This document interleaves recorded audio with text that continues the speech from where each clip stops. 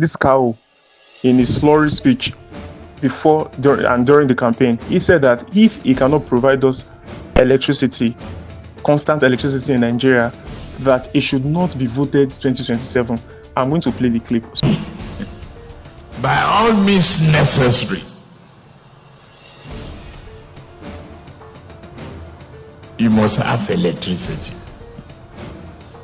and you will not pay for estimated bill anymore.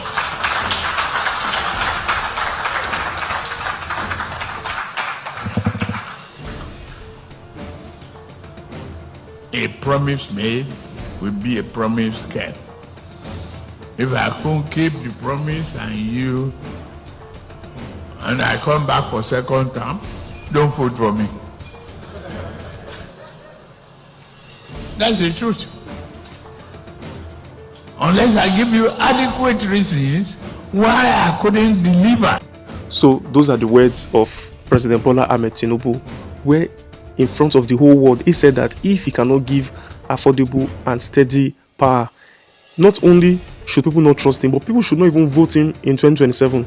And so he has said it with his mouth, and so be it. But beyond the optics of the campaign and everything is the fact that not only has he failed to be able to give us steady light, he is now going to take from our taxpayers' money, from our sovereign wealth, 10 billion naira to install solar in the presidential wing of Aso Rock. This is madness.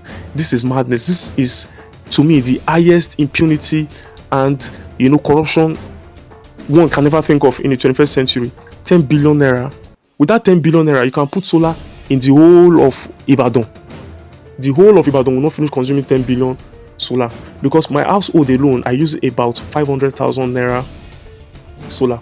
So with that kind of 10 billion solar, you can have street lights all over Ibadan, not necessarily households, but at least all street lights, major road, trunk, B and C local government road, and even some streets. And then one man who has promised us light and failed is now saying he wants to put 10 billion naira solar in his own place. Does that mean that Tinubu can no longer afford, band A tariff? There's the band A, band B and band C. So maybe they put Aso Rock on presidential villa in the band A category, and Tinubu can no longer afford it. Haven't bought a private jet worth billions, and haven't renovated the vice presidential lodge with 20 billion naira. This is a shame.